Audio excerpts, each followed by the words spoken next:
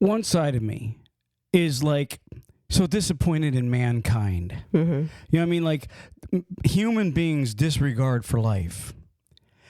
And then the other side of me looks at this article and I go, but there's still hope because there's good people in the world. Right. So there's a trucker, right? And he's driving on the interstate, right? You're smiling like you want to. You had actually read that. You took my article, bud. Is that the one with the baby? Yeah.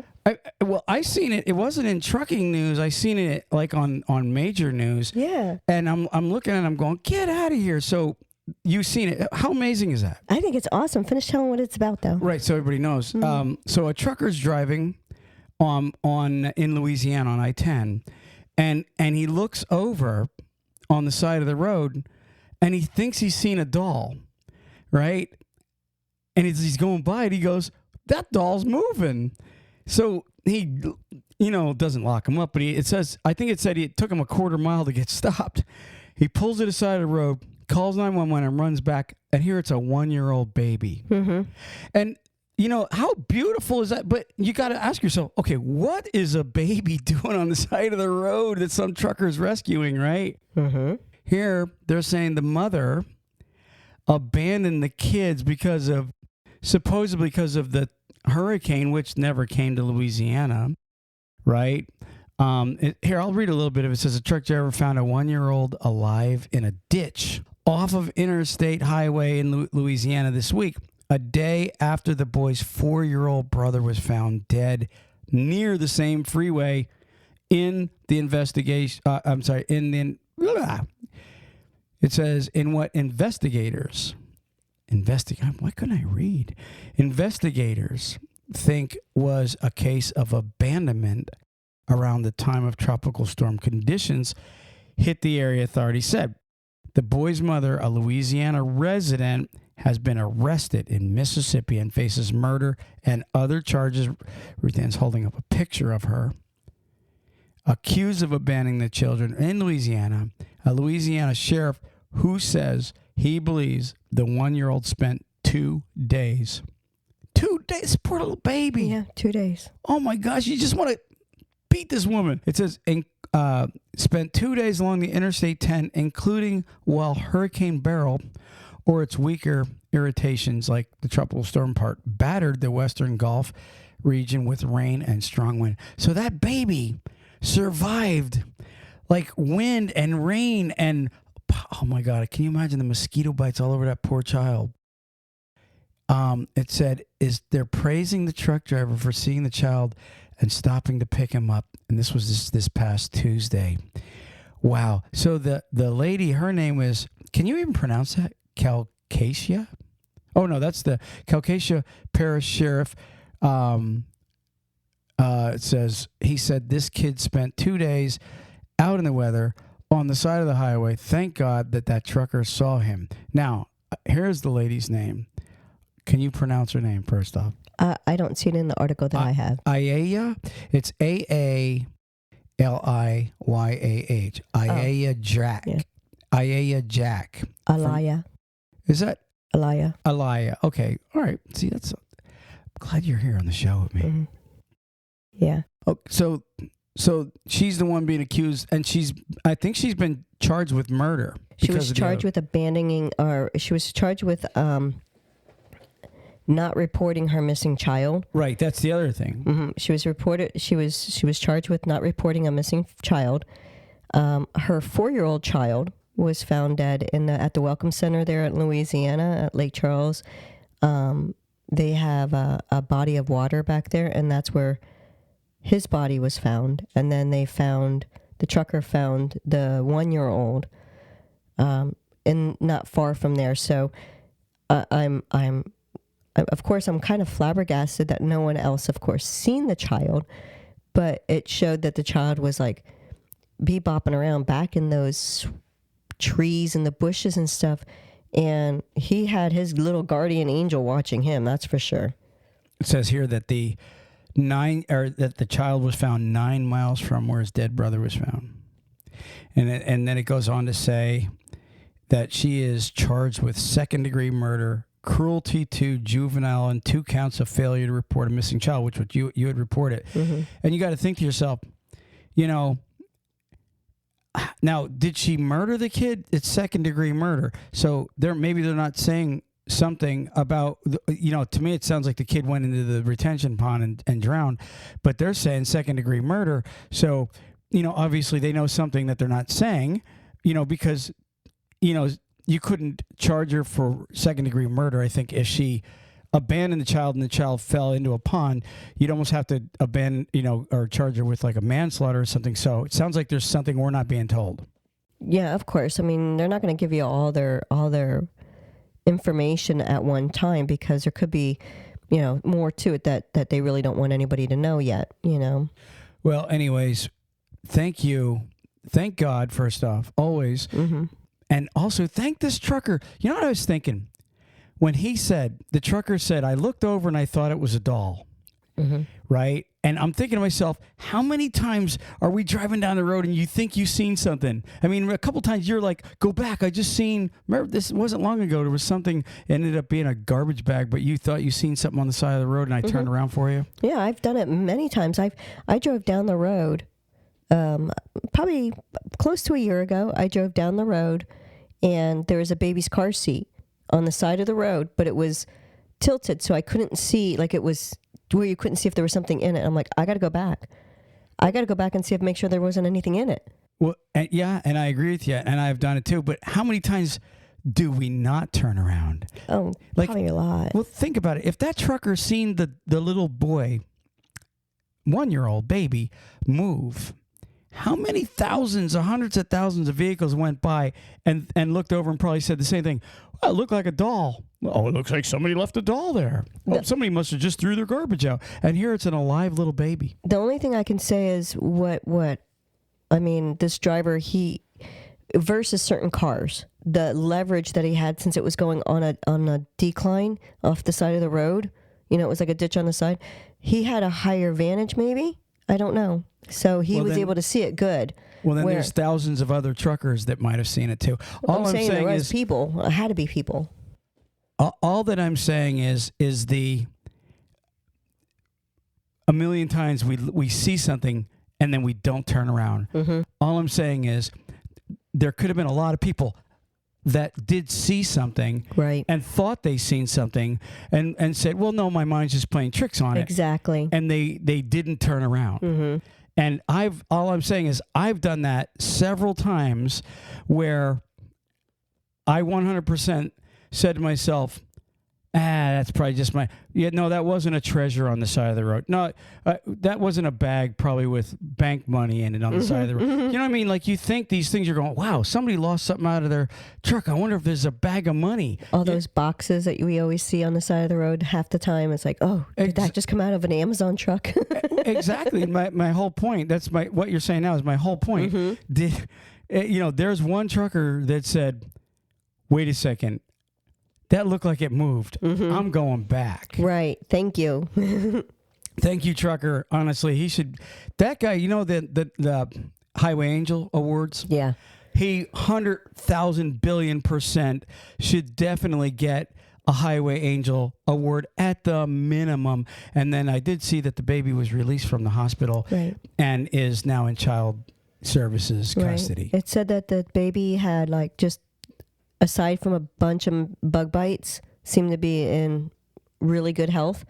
The driver's name, I have it. It's Reginald Walton, and he's from Texas, and he worked for DHL Supply Chain. So the driver's name is Reginald? Mm-hmm. Well, good for you, Reginald. Walton. Reginald, we at Talk CDL personally salute you, brother. And we sure hope that, all the other medias pick it up. I'm sure they're going to. I seen because I was, when you see one article, you kind of go through and see as many as you can of the same thing, just to make sure none of it, to try and gather as much information. I was doing that. So there was a couple of places that said it, but it hasn't gone out there in the trucker world yet. It's got to get into the trucker world. All right. Well, thank you, Reginald. Thank the Lord. And let's take a break. Attention trucking companies and truck drivers. If you need help with cash flow, we've got help on the way. Turn to Tab Bank. the bank that knows trucking. Tab Bank has been in the business of helping truck drivers and trucking companies with their cash flow needs for 25 years. It's just that simple. It's what they do. But they don't stop there. Tab Bank helps grow your business with their invoice, factoring, and banking services. What a plus that is. Before you book your next load, play it safe and contact Tab Bank to get their help with your factoring needs. Tab Bank helps determine the credit worthiness of your customers as well as billing and collection efforts on invoices that you factor with them. Let the experts at Tab Bank get you cash quickly for the loads you deliver. Again, it's what they do. Visit tabbank.com/TalkCDL to learn more. That's tabbank.com/TalkCDL. Tab Bank member FDIC. If you're a driver looking for a new trucking job, check out NCI. NCI offers the following: new Kenworth T680s, competitive wages, solo, team, and students welcome, plus a full benefit package for you and your family. Check them out today at 888-311-7076. That's 888-7076. And tell them Talk CDL sent you. Truck Parking Club is a network of instantly reservable daily and monthly truck parking locations throughout the U.S. Truck Parking Club helps connect truckers to truck parking locations throughout the U.S. via truckparkingclub.com. Our networks is made up of property owners that have locations adequate for truck parking to list on the platform. This includes trucking companies, storage companies, CDL schools, trailer leasing companies, real estate investors, truck parking operators, and more. Go to truckparkingclub.com today. All right, we are back. We're back. I wanted to bring up a subject today based on a story I was told this week by a trucking company. Drivers that are, going to work for another trucking company, right? A lot of times they'll get an approval and they'll even get their travel, like a plane ticket set up, a bus ticket, a car rental. They'll all be set for the next trucking company for the job they're going to. Mm-hmm. And then during that week, now I'm talking about the week that they're at home still. They haven't left for orientation yet. During that week, they talk to another trucking company or two. And so they get another offer. And so now the end of the week comes and they have 3 bus tickets or they have 3 plane tickets. And now they got to figure out, well, who am I going to go to? I mean, do you think that they've forgot the information from the first one by that point because they've talked to so many different ones? I mean, could be. Yeah, I mean, they talk to somebody on Monday and you forget who you're talking to by Thursday. But bottom line is they got maybe, say, 3 plane tickets and they're supposed to, but obviously they can't be in 3 different towns next week. So obviously they're going to, I shouldn't say screw, but they're going to be not showing up at least 2 of those. They're going to hurt 2 companies. Right, exactly. Monday comes. Which company was the lucky one? Right, exactly.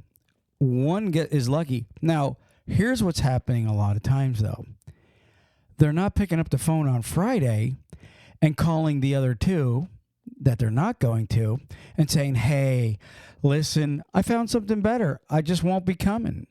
Okay? Mm-hmm. Maybe because they don't want to have somebody trying to reconvince them, whatever the case is.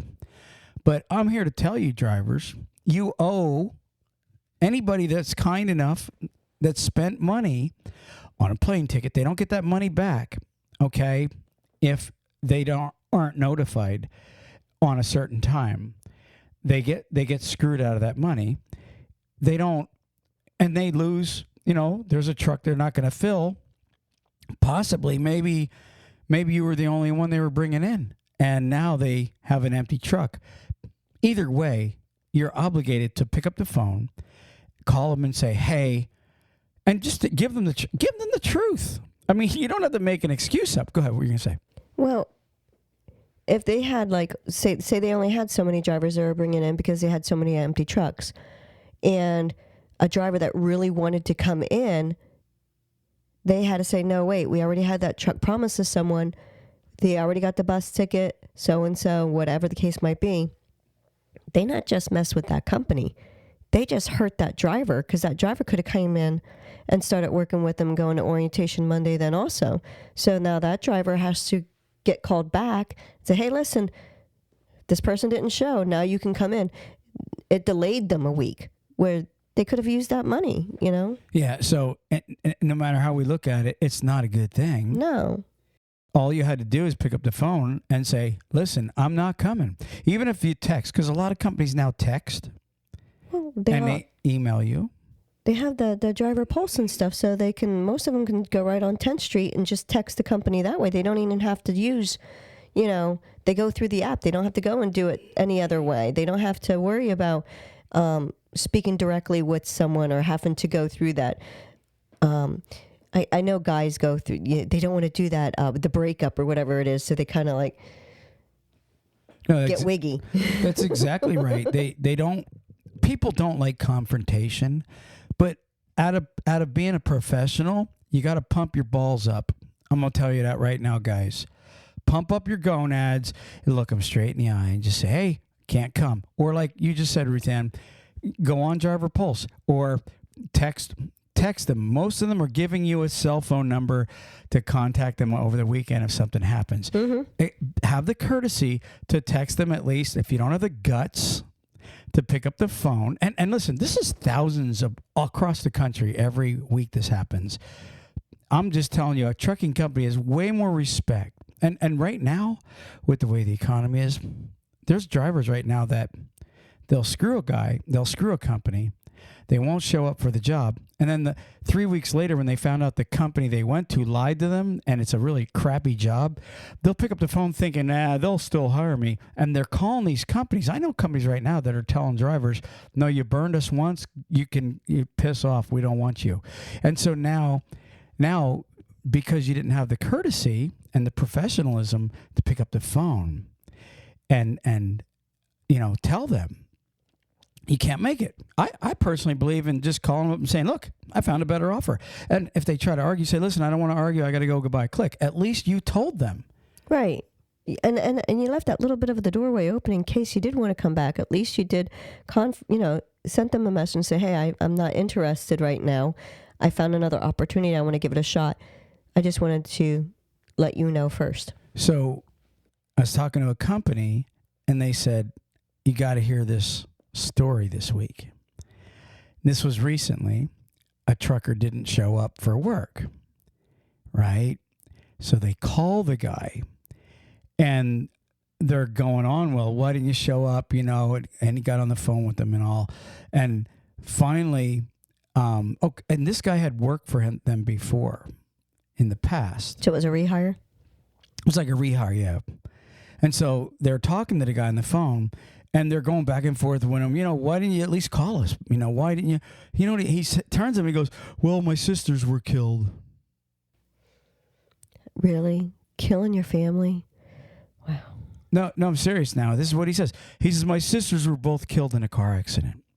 And so he, the director's like, well, if that's the case, we can leave the door open for you. We understand that you didn't pick up the phone. They're being sentimental or just being sympathetic. Sympathetic, thank you. Mm-hmm. They're being sympathetic and they're saying, listen, no problem. Sorry to hear this. And so, but the director says, we need to verify. First off, they want to do is send condolences, obviously. Yeah, most companies are like that. They want to, send flowers and cards. And they said, plus, we need to verify because we've been lied to. Can you tell us, where this happened? We can look up the obituaries. And the guy over the phone, he goes, all right, I lied to you. You killed your sisters. They're not going to be happy with you. I mean, I would be literally afraid to use my family as he literally said that. I lied to you. I made up the story that my sisters were killed. I mean, dude, are you that nuts in the head, that morbid that you would even use how about just having a set of balls and just saying, on a Friday, hey, I'm not coming. Or when they call you on a Monday, say, hey, I was wrong. I should have called you. I'm sorry. You have two opportunities right there. One on Friday when you could have initiated and said, hey, I'm not going to be there. And number two, on Monday when they call you to check on you, you could just come clean and say, I'm sorry. Look, man, I apologize. I got cold feet. I backed out, blah, blah, blah. I apologize. I'd still like to come, or maybe in the future. But now you burn a bridge and you make yourself look so ignorant. You're a liar now to them. Wow. I can't, I've heard so many horrible stories from drivers about, the different ones of how this one happened and how that happened. My mom was in an accident, my grandmother, there's so many stories. But really, honestly, what kind of persona are you putting out there when you just tell them you changed your mind? I mean, honesty is the best policy when it comes to that stuff. Just tell them the truth. Look, drivers, if this Friday comes and you have a bus ticket or a plane ticket to go somewhere and you've changed your mind, I promise you the company's not going to come to your house and beat you up if you're just honest with them. They're not going to beat you up. They're not going to put a hit out on you. I promise you. In fact, most companies, they might buck a little. They might even try to talk you out of it. Why don't you want to come? And you don't even have to talk to them. But I guarantee you at the end of that phone call, they're going to respect you enough to leave the door open for you. And I know some of you think, well, trucking jobs are a dime a dozen. They are, but the good ones are not a dime a dozen. Nope. So why burn yourself? And again, like I said in the beginning, what if you go somewhere else and then you realize in 3 weeks that company lied to you and it's a BS job? Now you're sitting there going, damn it, I should have at least told the last company that I wasn't coming. Most companies, well, first of all, you said about the trucking jobs are a dime a dozen. It is true. But drivers are not a dime a dozen. They're like 50 cents a dozen. So you got a lot of truckers out there too. So you really don't have, when you want to find it, when you find that good job, don't destroy it by being rude. And on top of that, the company's calling you more than once. They probably called you at the end of the week and then tried reaching again Friday morning to say, hey, just want to make sure everything's good.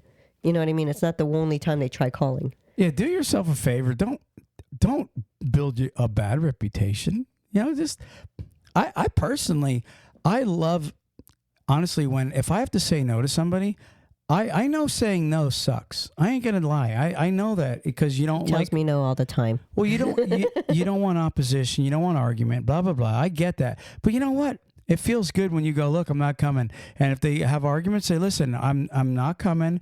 I'll call you if things don't work out what I'm doing, but I'm not going to be there. I'm letting you know. I'm keeping the door open. And if they argue, say, I got to go, and just hang up. At least you made the call, and they're going to put you in as the guy that actually picked up the phone and had the respect to at least save them for the plane ticket that they already just bought you. And then you don't have to try and remember what the lie was. That's a great point, Ruth Ann. If you tell the truth, all you got to do is remember what the truth was because you stand on the truth. All right, you ready to move on? Let's move on. Let's move on. We beat that horse. Hey, drivers, are you sick of watching the other drivers bypass the way station while you are held up going through yourself? Well, download DriveWise today at www.drivewise.com. That's DRIVEWYZE.com, and start bypassing the scales yourself. If you're a small carrier, an owner-operator, or even a big fleet looking for something better, check out DriveWise today. And remember, there's no equipment, no transponders needed when you're using DriveWise. Check them out for a free download at www.drivewYZE.com. Drivers, if you're looking for a local, home, everyday driving job, apply with Carter Lumber today.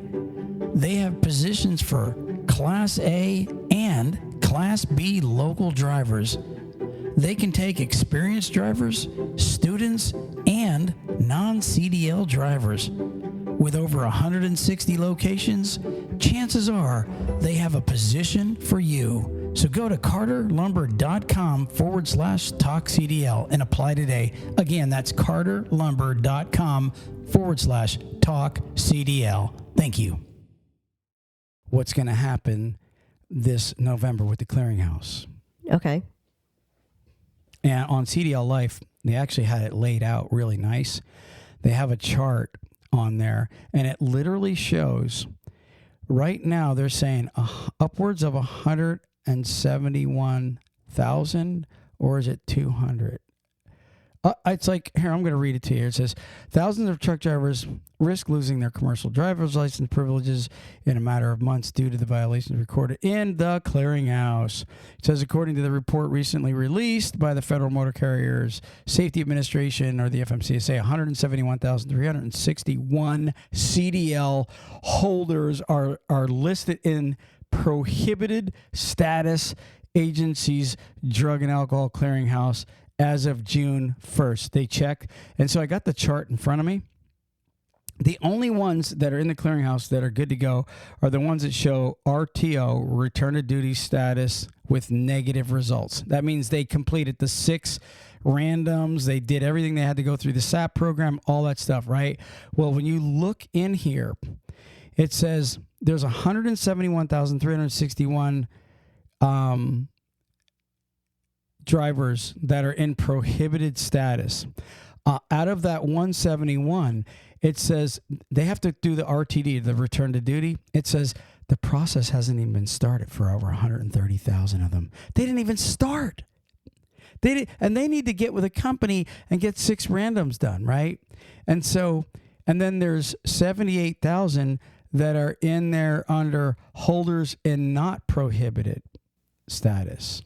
So they're going through the process now, maybe? They're going through the process right now, the 78,000 or whatever that number is. And they literally haven't completed it. So the total, again, is over 170,000 people that are in the clearinghouse that are, come November, every state has to drop their CDL, their Class A, down to regular driver's license. Now, why did they do this? I could probably give a couple of reasons. One, they just gave up. Maybe another one is they couldn't think about some of them, I think, is there a cost that has to be involved in it, that they have to go through the counseling or whatever it is? No. I mean, why did they change this rule to... Oh, my apologies. To where they're going to dump their CDLs. And I'll tell you why. Because before now, there was a lot of trucking companies that would hire the guy without completing his SAP altogether. And he would just, in fact, I've talked to drivers over the last couple of years, and they're like, if you go in there, mine's still showing prohibited because my employer refuses to do the last 1 or 2 tests because he thinks that I'm going to quit as soon as I'm done. And so a lot of them, they were trying to hold drivers hostage. They would hire them knowing that they can't quit and go many other places because they didn't have it already done. And so what the FMCSA figured out was, if we dust these guys, if we take their CDL away from them, if they're not complete. And by the way, after November, when you fail a drug screen, it's automatic you lose your license until you complete it. So the main reason, it's to prevent trucking companies from going, well, he still has a CDL, let's hire him. We can hire him because he still has a CDL. Well, now, trucking companies that run your CDL and it doesn't show a valid CDL, their insurance companies aren't going to cover you. Therefore, you're not going to get a job. And I would tell you, the problem that they're up against right now is the really horrible freight recession that we're in. Nobody has enough freight to go, well, let's take the SAP drivers. You see, if this was really good times, they'd be hiring these guys. And so my message to you guys that keep failing these drug screens is, you got 2 choices to make: your CDL or your weed or your dope. I'm not kidding you. That's really your choice. Your CDL or your drugs, because eventually you're going to get popped with a random and you're going to fail it and you're going to be out of trucking. I'm telling you, this is really it's getting worse, and it's about to be like this avalanche, Ruth Ann. No, I agree with you. I do.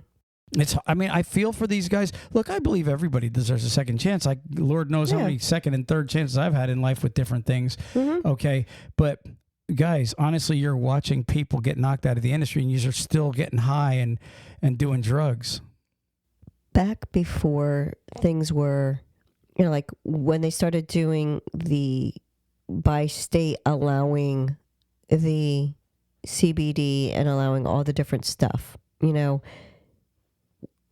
we all know that state is overruled by federal. So no matter what you're going to say. You mean federal's overruled by state? Yeah, well. Or no. Yeah, no, you're right. Yeah, I'm sorry. I apologize. You were right. States are overruled by I had to think federal. about it myself, too, when I was sitting there making sure I was doing it right. Yeah, you had me confused. No, but you got you're me right. back, babe. You're right. The feds are over everybody. Right. All right. So it doesn't matter what you're going to try and say. And using the I don't know excuses, it'd be one thing if it was like something fresh, but it's not fresh anymore. And even though they're trying to reschedule where weed is going to fall, it doesn't make it still legal. It's still illegal no matter what on a federal level. It's just changing where they're going to classify it. So it doesn't make it any better just because you think that, they're going to reclassify it. It's still illegal.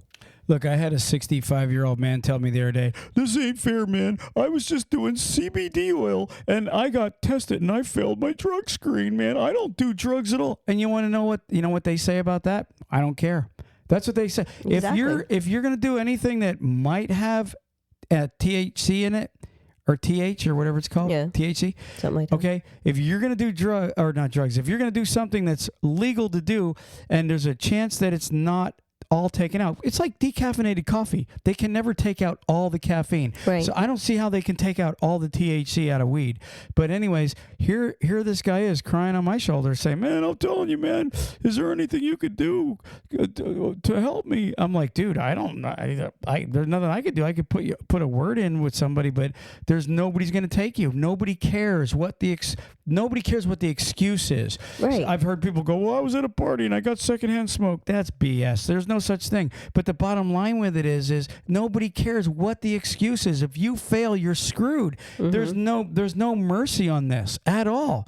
You guys got to know you open up a nightmare, and if you need this job and your family counts on it, boy, are you putting yourself in a pickle and your family. I'm telling you, your drugs or your CDL, you got to choose. You guys that are out there right now that have gotten away so far, I promise you, your drugs or your CDL. You guys really, how many? There's 171,000 guys that are already in there, and it's over 250,000 that have failed it so far. So guess what? Those same guys thought they could beat it. Those same guys didn't think they'd get tested. Those same guys never once took in consideration what happens when I get caught. Every one of them are crying the blues. So all you guys that think you're smarter than the system, do yourself a favor and look at the experience that's out there and heed the warning from these guys, man. You guys are playing with your own freaking careers, which makes you pretty damn stupid in my book. I'm serious. It makes you like as dumb as a tomato. They're getting more and more strict on the regulations, and the reasoning is because of that. Because they don't want people out on the roads that are drinking. They don't want people on the roads that are getting high. They don't want people on the roads that are doing all this, that are carrying 80,000 pounds worth of equipment. Like you've called it before, it's like a bullet. It's like it's a deadly weapon, and they don't want these people out there. So they're making everything more and more stricter on what can be done. And by being one of those people that are just going to constantly be doing it, you're making it more and more the truck drivers having a bad name. Well, and then we can name like that Jack Satterfield, all these guys that went and got wasted and then killed a bunch of people because they were wasted, and now they're in prison for 50 to 100 years. Literally, that's their sentences. You can look them up. There's plenty of truckers out there that were wasted and then killed a bunch of people. So, that's another thing. You're just for how long does weed last? How long does like a line of coke last? How long does crack last, or whatever your choice of drug is? You're willing to couple hours, maybe I would say for any of them. Well, that's my whole point. Exactly. Yeah. It doesn't last but a few hours, right? So you're willing to say, well, I think that it's worth getting really effed up. I want to get so messed out of my gourd that I if I kill somebody, I could go to prison for the rest of my life. That's a fair trade. I mean, if you think about what you guys are risking here, you're not only risking your CDL, but your ass being locked up for the rest of your life, guys. Think about the trade-off there. 2 hours of being wasted out of your mind for a possible lifetime sentence. Duh. That's not even saying who you might hurt. Well, that's the other thing. You know, you got to live with killing a family and then getting sued and having your family run through the mud. You just the repercussions are just endless for what, an hour or 2 hour stoning in your brain. Duh. What was that dude's name? Spicoli. Remember on Fast Times at Ridgemont High when he's like, I am so wasted, and he's smacking his head with a sneaker. That dude, he was always, you know what I'm talking about? Sean Penn played Spicoli. Yeah. It's like, is that what you want to be, a burnout driving a tractor trailer? Come on, guys, for real. You want to get high? Stay at home. Get high at home and take a month off because it stays in your system that long. You want to do drugs? Stay at home. Don't get in a freaking vehicle. Matter of fact, if you and I ever go out and we have a drink, what do I tell you? That I have to drive because it's not worth your license. Right, and not that you would drive drunk. I'm just saying, if I have one drink even, I make you drive, okay, instead of me because of the CDL. I don't want to get pulled over, and we never go out and drink anyways. But bottom line is, even a sip, I don't drive. I'm not going to take the chance.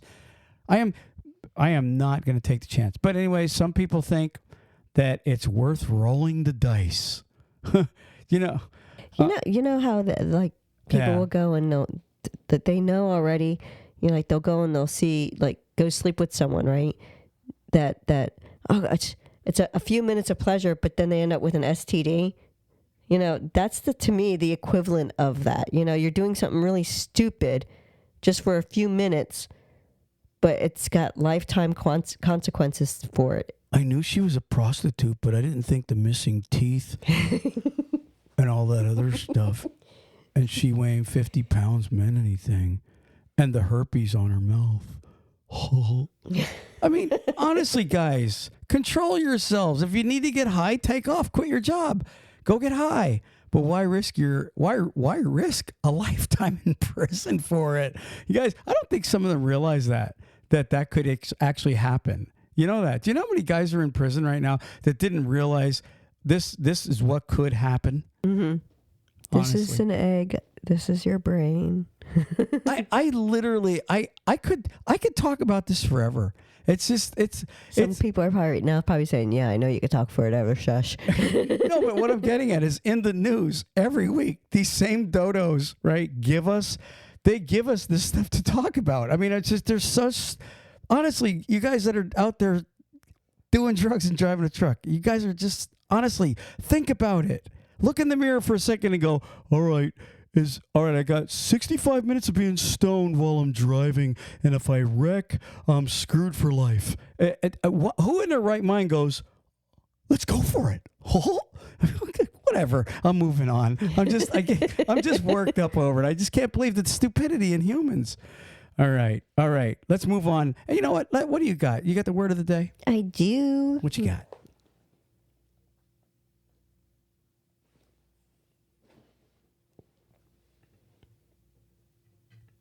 Elation.